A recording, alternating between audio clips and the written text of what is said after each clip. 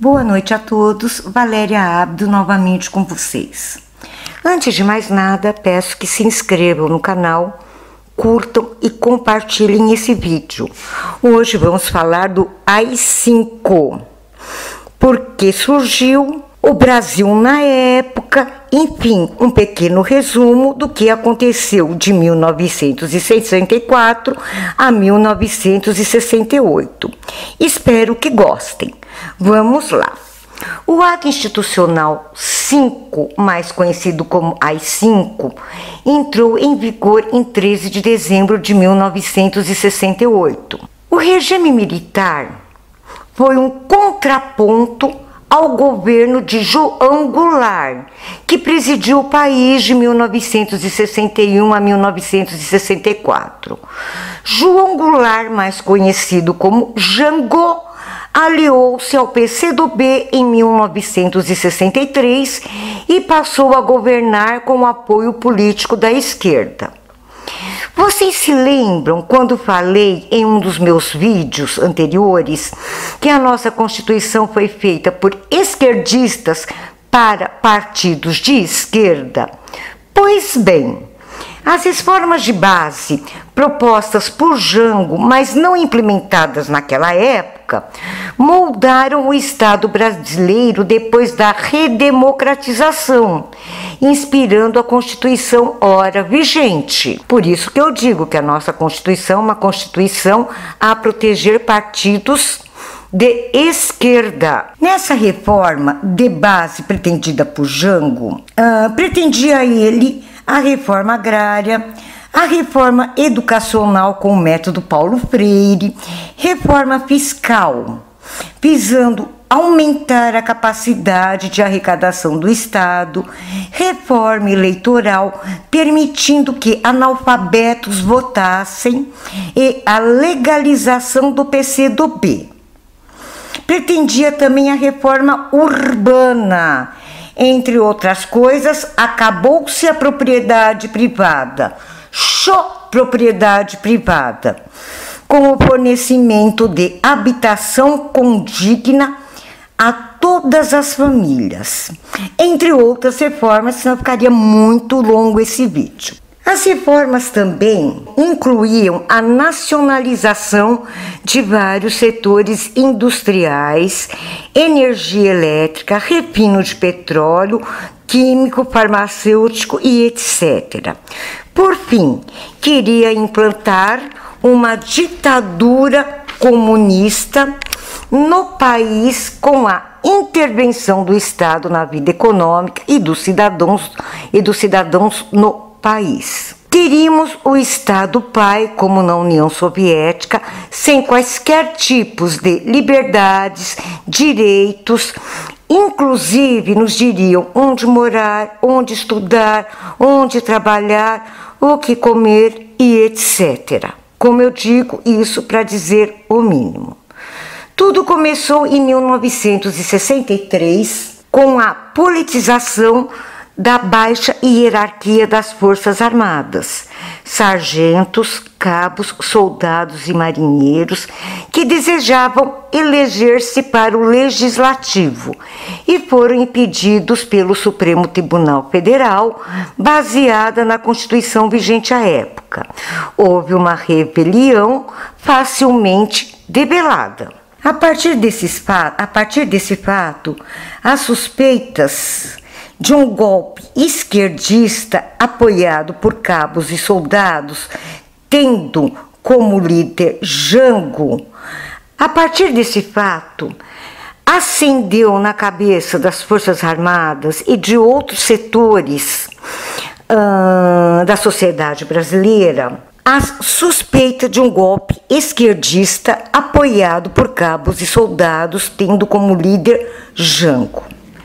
Desgastado com a crise econômica e com a oposição dos militares, Jango participou de uma manifestação em 13 de março de 64, que ficou conhecido como Comício da Central, com a participação de sindicatos, estudantes, associações de servidores públicos e etc.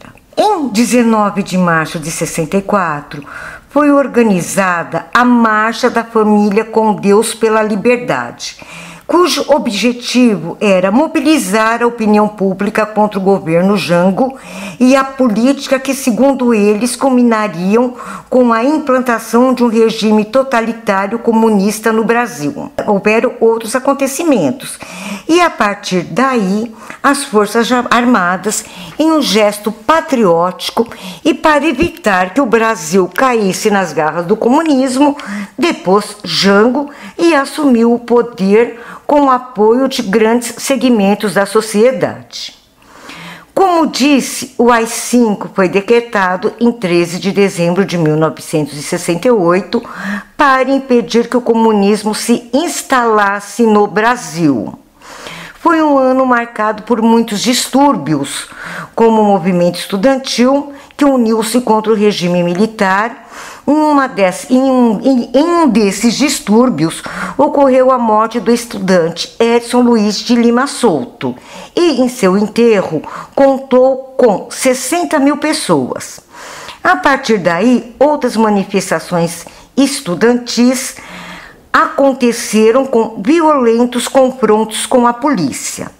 Ainda em 1968, no Rio de Janeiro, com a presença de, para variar, artistas e intelectuais, houve a passeata dos 100 mil. Nesta época, muitos estudantes decidiram largar suas universidades e entrar para a luta armada. Então, por aí vocês estão percebendo que estavam fazendo de tudo para que caminhássemos a um regime ditatorial comunista. Havia ainda a luta armada, grupelho de guerrilheiros fiéis ao ideário comunista, se destacando neles Carlos Marighella, assassino e autor de um atentado ao consulado americano em São Paulo. Alguns dos grupos de guerrilheiros armados. Vou dizer para vocês os principais. Aliança Libertadora Nacional, criada por Marighella. A sigla ALN. Vanguarda Popular Revolucionária. UPR. VAR Palmares. MR8. Partido Comunista do Brasil, PCB. Organização Revolucionária Marxista Política Operária, POLOP. Comando de Libertação Nacional, Colina. Todos eles mataram, inclusive seus próprios companheiros, que acreditavam tê-los traído, ou aqueles que queriam sair da luta armada, eram impiedosamente torturados e fuzilados por seus próprios companheiros. Sequestraram, roubaram, provocaram atentados a bombas e demais atos de crueldade que possamos imaginar. Então, o AI-5 foi uma resposta do regime militar para que toda a crise que se enfrentava em 1968.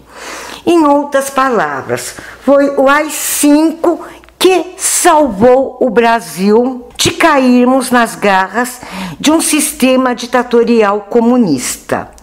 Por quê? Um dia ainda vou, se vocês assim desejarem, vou fazer um estudo e vou dizer a vocês tudo que esses grupos guerrilheiros fizeram.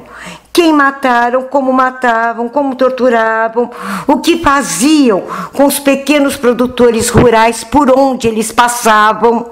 Esses pequenos produtores rurais eram obrigados a ceder as suas terras, alimentá-los. Eles não tinham sequer para se alimentar, mas tinham que alimentá-los.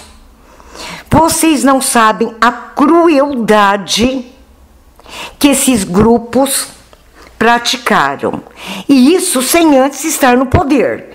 Imagine então quando estivessem no poder. Então, nós brasileiros de coração, devemos agradecer ao Marechal Costa e Silva pela promulgação do ato institucional número 5, pois foi uma resposta que nos impediu de cairmos nas garras comunistas e desses grupelhos assassinos. Vamos lá. Pelo AI-5, o presidente passava a ter o poder de legislar, de intervir em estados e municípios sem as limitações previstas na Constituição, de suspender os direitos políticos de quaisquer cidadãos pelo prazo de 10 anos, de cassar mandados eletivos federais, estaduais e municipais, suspender a garantia de habeas corpus nos casos de crimes políticos contra a segurança nacional, a ordem econômica e social e a economia popular. Ficaram suspensas as garantias constitucionais ou legais de vitaliciedade, inamovibilidade e estabilidade, que isso é inamovibilidade, é um dos direitos que juízes têm, tá?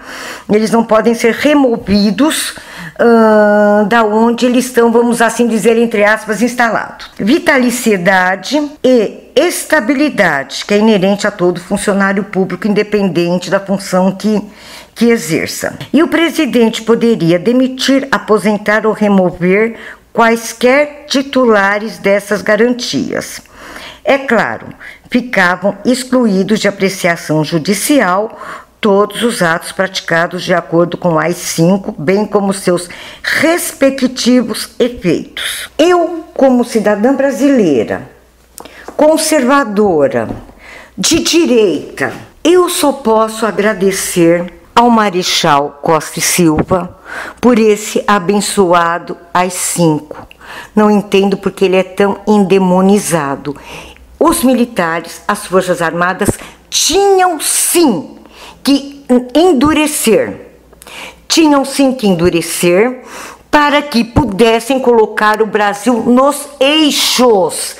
Tanto é que muita gente acredita que o AI-5 perdurou até a redemocratização.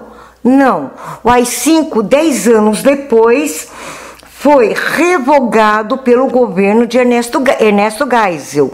Não foi o AI-5, foi promulgado em 1968 e só foi esquecido quando, em 1980 e tralalá, o Brasil foi redemocratizado. Não. Então, vamos pôr a mão na consciência.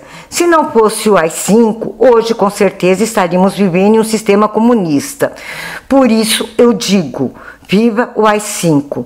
Se não fosse a coragem das Forças Armadas em promulgá-lo, estaríamos hoje prestando culto à personalidade, como Stalin na Rússia, Mao na China e etc.